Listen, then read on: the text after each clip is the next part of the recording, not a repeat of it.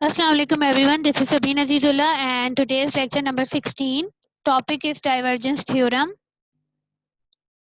उससे पहले हम जो थ्योरम कर चुके हैं वो हमारे पास है green theorem and fundamental line integral theorem and Stokes theorem और उससे रिलेटेड एग्जांपल आज हम करेंगे divergence theorem.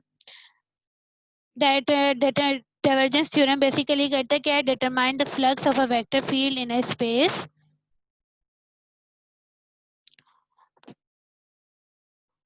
This theorem states the total divergence of a vector field in a solid region V equal the total flux across the boundary surface S। हमारे पास basically हमारे पास relation है, हमारे पास triple integral over a solid region and surface integral over a surface. ये हमारे पास इनका relation है ट्रिपल इंटीग्रल का सॉलिड किसी भी सॉलिड रीजन पर और सरफेस इंटीग्रल का। सरफेस इंटीग्रल में हमारे पास हम इसको इस तरह से भी कहते हैं कि total flow across the boundary surface. तो हमारे पास जो थ्योरम है वो हमारे पास क्या है, divergence of a vector field in a solid region. Divergence को हम किस तरह से रिप्रेजेंट करते हैं कि हमारे पास जो भी फंक्शन है with respect to X, with respect to Y and with respect to Z, और ये वॉल्यूम हमारे पास वॉल्यूम फंक्शन होता है हमारे पास, मतलब ट्रिपल इंटीग्रल की बात कर रहे हैं हम इसमें, और हमारे पास सरफेस इंटीग्रल हमारे पास होगा डबल इंटीग्रल। तो बेसिकली ये हमारे पास रिलेशन है double integral and triple integral का। Double integral of surface S and triple integral of solid region B. V must be a solid region bounded by surface S oriented by a unit normal vector directed outward। तो इसकी condition हमारे पास क्या है कि हमारे पास जो orientation होगी वो हमारे पास क्या होगी, यूनिट नॉर्मल वेक्टर की डायरेक्टेड आउटवर्ड। तो partial derivative must be continuous on V. जो हमारे पास किसी भी फंक्शन के पार्शियल डेरिवेटिव होंगे एफ जी एच, वो क्या हो, कंटिन्यूअस हो पूरे वेक्टर वी पे, सॉरी पूरे वॉल्यूम पे। तो हमारे पास ये रिलेशन बनेगा कि surface integral of F of N D S जो है वो बराबर है divergence of volume integral F of D V. और डाइवर्जेंस ऑफ एफ को हम इस तरह से भी रिप्रेजेंट करते हैं, डावा एफ अपॉन डावा एक्स प्लस डावा जी अपॉन डावा वाई प्लस डावा एच अपॉन डावा Z. This shows the relation between a triple integral over a solid region and surface integral over a surface. This theorem is a three-dimensional version of the flux form green theorem. Green theorem का ये हमारे पास क्या है, three dimensional है। Okay, so question है determine the flux of the vector field. हमारे पास flux का वेक्टर फील्ड का हमने फ्लक्स मालूम करना है अक्रॉस द सरफेस। हमारे पास बाउंड्रीज गिवन है, एक्स जो है वो कर रहा है हमारे पास 0 से 2, y हमारे पास है 0 से 2 एंड z हमारे पास 0 से 4। फंक्शन हमारे पास है एफ जी एच, वो हमारे पास है X square Y square and Z square. हमने सिंपल क्या करना है, इस पे डाइवर्जेंस फाइंड करनी है। डाइवर्जेंस का मतलब हमने इसको पार्शियल डेरिवेट करना है with respect to x y and z. तो हमारे पास फर्स्ट फंक्शन जो हमारे पास है इसमें वो हमारे पास है, ये फंक्शन हमारे पास हो जाएगा एफ, ये फंक्शन है हमारे पास g और ये फंक्शन है हमारे पास h। तो हमने इसको with respect to x y z करना है। तो बेसिकली हमने क्या किया, जब हमने इस पर ट्रिपल इंटीग्रल लगाया, लिमिट लगाई 0 से 2 x की, y की लिमिट लगाई 0 से 2 एंड z की लिमिट लगाई 0 से 4, डावा f अपॉन डावा x। जब x f को हमने विद रिस्पेक्ट टू x किया तो हमारे पास है 2x, y को किया तो हमारे पास है 2y, z को हम विद रिस्पेक्ट टू z करेंगे तो ये हो जाएगा 3z स्क्वायर। फर्दर अब हम इसको इंटीग्रेट करना है with respect to x, with respect to y and with respect to z with the given limits. तो हमने इसको विद रिस्पेक्ट टू x किया तो ये हो जाएगा function x square plus 2xy plus 3xz square. Limit हमने अप्लाई की 0 से 2, फिर हमने इसको y की रिस्पेक्ट से किया इंटीग्रेट, तो ये हो जाएगा 4 plus 4y plus 2y plus 6y square.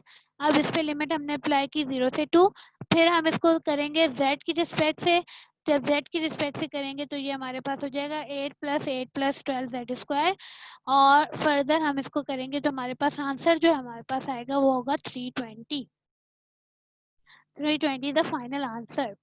Okay, इसी से रिलेटेड हम एग्जांपल 2 देख लेते हैं। हमारे पास है evaluate double integral of surface integral.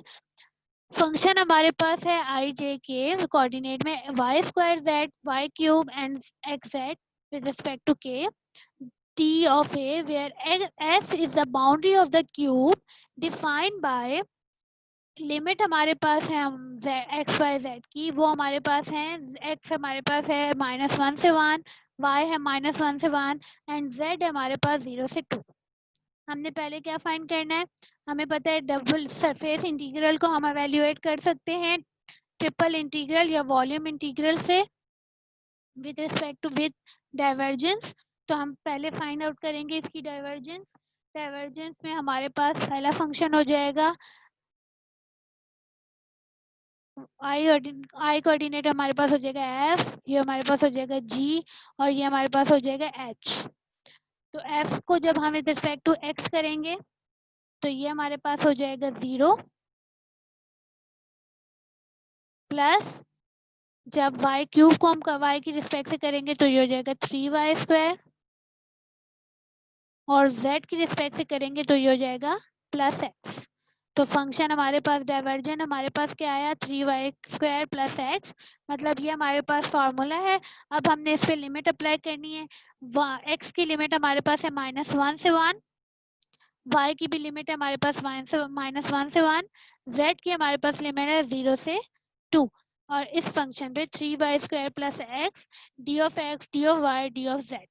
तो इस फंक्शन पे जब हम विद रिस्पेक्ट टू x करेंगे तो ये फंक्शन हमारे पास हो जाएगा 3x y² plus x² upon 2 and limit -1 से 1। फर्दर इस पहले इस फंक्शन को फाइंड आउट करना है, फिर विद रिस्पेक्ट टू y करना है एंड फिर विद रिस्पेक्ट टू z करना है। तो फाइनल हमारे पास जो आंसर आएगा वो हमारे पास आएगा 8। इसमें आप x को पहले फाइंड आउट करो, y को बाद में करो, या जिस तरह से भी ऑर्डर आपने इसको करना है आप कर सकते हो। x y z का जो भी आपने ऑर्डर यहाँ पे रखना है। एक और एग्जांपल इसी से रिलेटेड देख लेते हैं हम लोग। एग्जाम्पल है हमारे पास let R be the region in 3 dimensional R³ bounded by the paraboloid z is equal to x² plus y² and the plane z is equal to 1। z हमारे पास है 1 से x² plus y² and let s be the bounded of the region। s हमारे पास क्या है, boundary of the reason है और हमने एवेल्युएट करना है सरफेस इंटीग्रल। हमारे पास फंक्शन गिवन है y of I plus x of j plus z² of k into dA। तो हमारे पास पहले हम इसका स्केच बना लेते हैं। स्केच हमारे पास किस तरह से होगा कि z हमारे पास क्या है 1 है, z हमारे पास है x² plus y² से 1। x² plus y² हमें पता है हमारे पास किसके बराबर होता है r² से। तो r² बेसिकली हमारे पास बराबर हो गया z के और r² और z हमारे पास है 1। सो r² बराबर हो गया हमारे पास 1 के।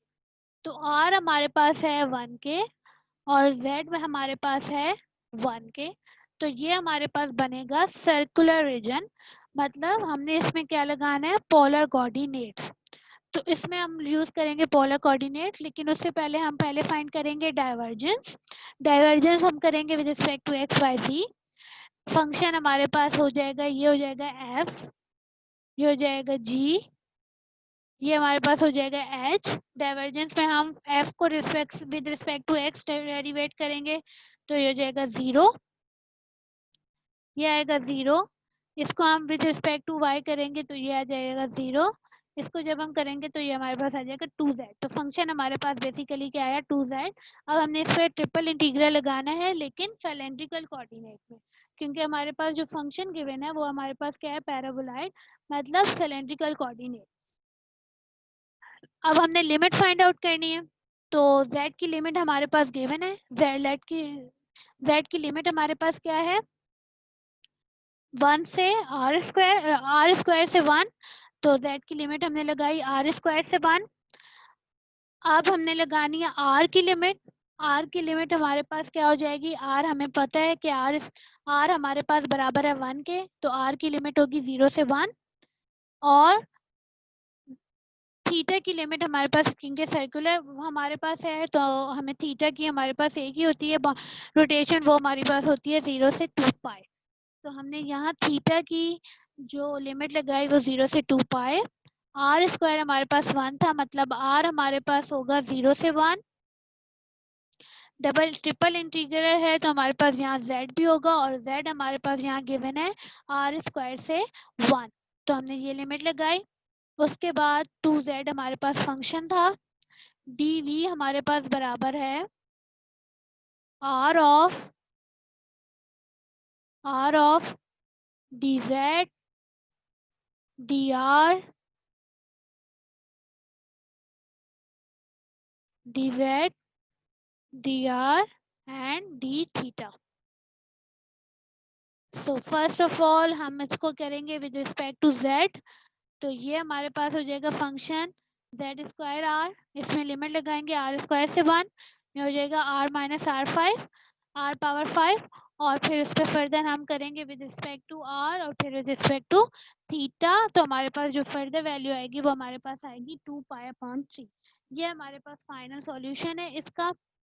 ये हमने डाइवर्जेंस थ्योरम इसको डिफाइन किया है। डाइवर्जेंस थ्योरम बेसिकली क्या है, रिलेशन है surface integral and volume integral का बाउंडेड बाय रीजन r।